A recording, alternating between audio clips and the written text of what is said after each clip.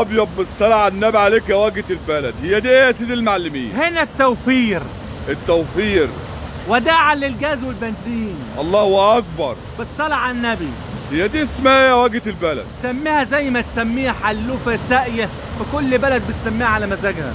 يعني لها اسماء كتير كتير. وفي ناس بيقول لك عليها الدواره.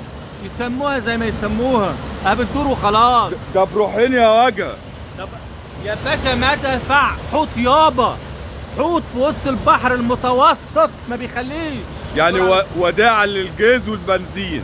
وشغاله بالكهرباء. شغاله بالكهرباء. والكهرباء الفلاح بيدفع قد ايه في الزرعه كده تقريبا يا واجهه؟ ممكن يدفع له 100 جنيه في الموسم بس كان رز. يعني بيجيب الجاز بس وخلاص. 150 جنيه هو عليه الجاز لان يعني. الارض، لان سالنا صحابها اللي هم شغالين وهم الناس صحابها بيقولوا لك ان استهلاك الكهرباء بتتوزع على اصحاب الاراضي اللي موجودين هنا، ويقولوا ما بيستنفعوا منها. اللهم صل على النبي. ده انايه دي ولا ترعى يا واجهه البلد؟ بحر ميه يابا. بحر ميه. الله اكبر. ده هم مهدين سرعتها شويه. مهدين السرعه، يعني ماشي على غير كام دي يا واجهه؟ لا ما تعدش. ده على البطيء كمان دي. اللهم صل على النبي.